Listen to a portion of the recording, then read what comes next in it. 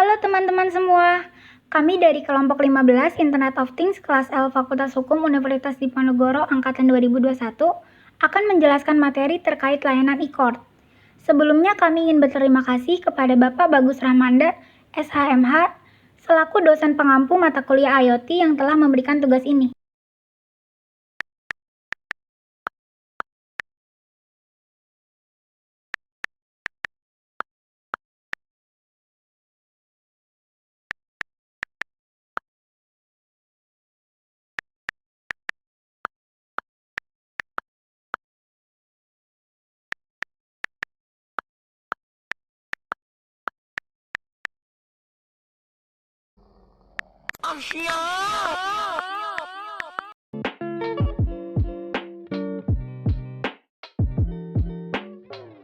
Baiklah, izinkan saya sedikit menjelaskan mengenai definisi e-court dan dasar hukum e-court. Yang pertama, definisi dari e-court sendiri. E-court merupakan sebuah instrumen peradilan yang dibuat oleh Mahkamah Agung sebagai bentuk pelayanan terhadap seluruh masyarakat yang mencari keadilan dalam hal pendaftaran perkara, pembayaran biaya perkara, pemanggilan para pihak, bahkan persidangan yang semuanya dilakukan secara elektronik. Adapun lingkungan peradilan yang menyediakan layanan e-court antara lain ada pengadilan negeri, pengadilan agama atau mahkamah syariah, pengadilan militer, dan pengadilan tata usaha negara. Poin yang kedua, dasar hukum tentang e-court.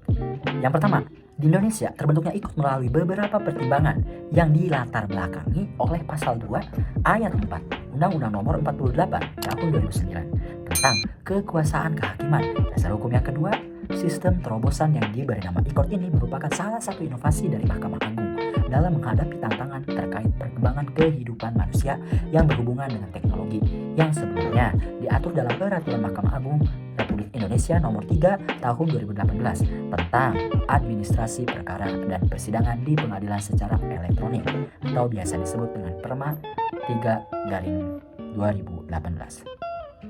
Namun, karena masih terdapat beberapa kekurangan yang kurang sesuai dengan perkembangan teknologi dan ingin lebih mengoptimalkan pelayanan kepada publik dalam proses penyelesaian perkara di pengadilan, peraturan ini dicabut dan digantikan dengan Peraturan Mahkamah Agung Republik Indonesia Nomor 1 Tahun 2019 tentang administrasi perkara dan persidangan di pengadilan secara elektronik atau biasa juga disebut dengan Perma 1/2019. Lalu, yang ketiga, mengenai petunjuk pelaksanaannya diatur dalam Surat Keputusan Mahkamah Agung Republik Indonesia Nomor 129/KMA/SK/8/2019 tentang petunjuk teknik administrasi perkara dan persidangan di pengadilan secara elektronik. Adapun Surat Keputusan Ketua Mahkamah Agung Republik Indonesia Nomor 271/KMA/SK/12/2019 tentang petunjuk teknis administrasi perkara dan persidangan di pengadilan tingkat banding, kasasi, peninjauan kembali secara elektronik. Pengguna aplikasi e-court. Berdasarkan Perma nomor 1 tahun 2019, pengguna yang dapat beracara menggunakan e-court terbagi menjadi dua, yaitu sebagai pengguna terdaftar dan pengguna lainnya. Pengguna terdaftar, yaitu sebuah advokat, sudah diverifikasi oleh pengadilan tinggi, dan kemudian mereka memenuhi syarat, yakni memiliki kartu tanda penduduk atau KTP, kartu keanggotaan advokat, dan berita acara sumpah advokat, yang kemudian akan terdaftar sebagai pengguna sistem informasi pengadilan dengan hak dan kewajiban yang sudah diatur oleh Mahkamah Agung. Sebaliknya, penggunaan lain adalah subjek hukum selain advokat, yang tentunya memenuhi syarat menggunakan sistem informasi pengadilan dengan hak dan kewajiban yang sudah diatur juga oleh Mahkamah Agung. Dan mereka meliputi antara lain Jaksa Pengacara Negara, Biro Hukum Pemerintah, TNI Polri, Pengejaksaan RI, Direksi Pengurus untuk Karyawan, yang ditunjuk oleh Badan Hukum atau in-house lawyer, kuasa insidentil yang tentunya ditentukan oleh undang-undang. Sebenarnya dalam Mahkamah Agung sendiri, mereka berhak melakukan verifikasi data pendaftaran, verifikasi perubahan data, menolak pendaftar pengguna yang tidak dapat diverifikasi, penangguhan terhadap hak akses pengguna, dan pencabutan status pengguna terdaftar dan pengguna lain. Dilanjutkan lagi dengan ruang lingkup e-court. Nah, layanan yang terdapat dalam aplikasi e-court terbagi menjadi 4, yaitu e-filing, e-payment, e-summons, and e-litigation. Kita mulai satu-satu. E-filing merupakan pendaftaran perkara online, yang merupakan sebuah aplikasi terbuka untuk jenis pendaftaran, perihal perkara gugatan, permohonan, keberatan, hingga terkait penyampaian dan penyimpanan dokumen perkara yang dalam pengumpulan serta berkas atau dokumennya dilakukan secara online. E-payment atau pembayaran panjar biaya online adalah setelah melakukan pendaftaran perkara, nantinya mereka akan pendaftar secara otomatis akan mendapatkan taksiran panjar biaya atau ISKUM beserta nomor pembayaran yang dapat dibayarkan melalui saluran elektronik yang tersedia. Kemudian, setelah melakukan pembayaran, pendaftar akan mendapatkan pemberitahuan dari pengadilan bahwa perkaranya sudah terdaftar di dalam pengadilan. Dilanjutkan lagi dengan e-summons, yaitu pemanggilan para pihak secara online. Nah, jika dulunya pemanggilan para pihak yang berperkara dilakukan dengan cara pegawai mendatangi rumah para pihak atau dengan mengirim surat, tentunya hal tersebut sangat memakan biaya dan waktu. Sekarang dengan menggunakan e-court, mereka dapat melakukan secara lebih efisien. Pemanggilan para pihak hanya menggunakan email yang telah diverifikasi saja, ataupun para pihak yang berperkara dengan mengecek informasi panggilan di aplikasi e-court. Yang terakhir adalah e-litigation atau persidangan secara online. Layanan ini merupakan terobosan baru dari aplikasi e-court yang memudahkan pengguna agar dapat mengikuti persidangan secara online sehingga dapat dilakukan pengiriman dokumen persidangan secara reliptik, duplik, jawaban serta kesimpulan dari persidangan secara elektronik. Di sini, saya akan menjelaskan tata cara mengenai the electronic justice system.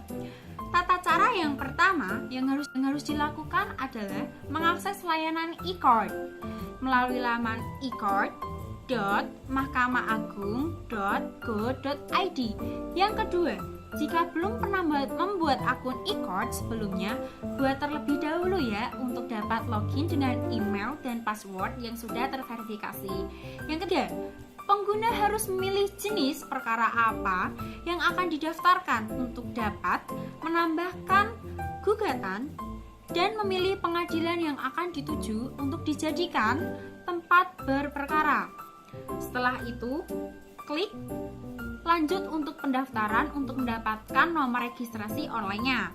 Yang keempat, setelah mendapatkan nomor registrasi, lanjut klik daftar lagi untuk mendaftarkan surat kuasa yang harus diupload dengan format file JPG atau PDF. Langkah yang kelima adalah melengkapi data-data pihak yang berperkara dari pihak penggugat. Setelah data-data pihak penggugat sudah lengkap, klik tambah pihak untuk menambah pihak tergugat dan mengisi data pihak tergugat, serta mengisi data untuk pendaftaran gugatan.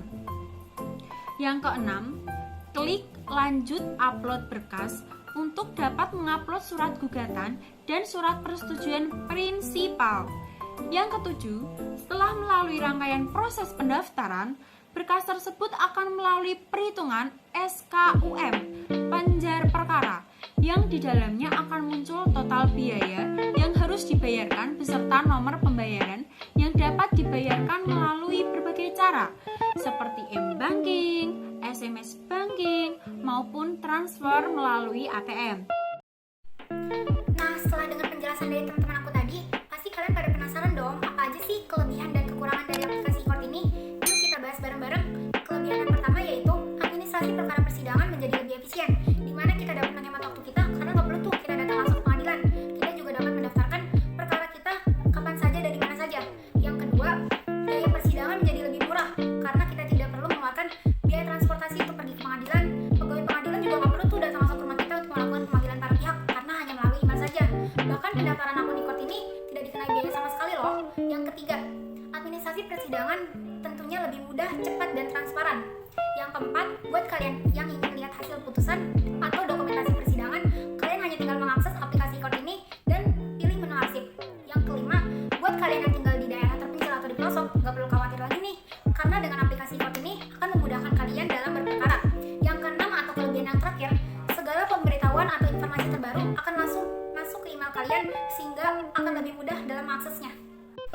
Nah, tapi dari sekian banyak kelebihan tadi, aplikasi e-court ini masih mempunyai beberapa kekurangan. Di antaranya, yang pertama, server e-court terkadang masih mengalami kendala di beberapa waktu tertentu, sehingga kita sebagai pengguna perlu jaringan yang lebih stabil. Yang kedua, karena dilakukan secara online, persidangan berjalan kurang efektif dan kurang terstruktur. Yang ketiga, walaupun dilakukan secara online, penundaan persidangan masih sering terjadi. Yang keempat, kerap kali terjadi permasalahan dalam mengupload dokumen persidangan. Yang kelima, untuk pengadilan tingkat banding, pengguna harus menunggu sampai 7 hari untuk dapat memverifikasi akunnya. Yang keenam dan kekurangan terakhir, sebenarnya aplikasi e-court ini bisa dibilang cukup menyulitkan advokat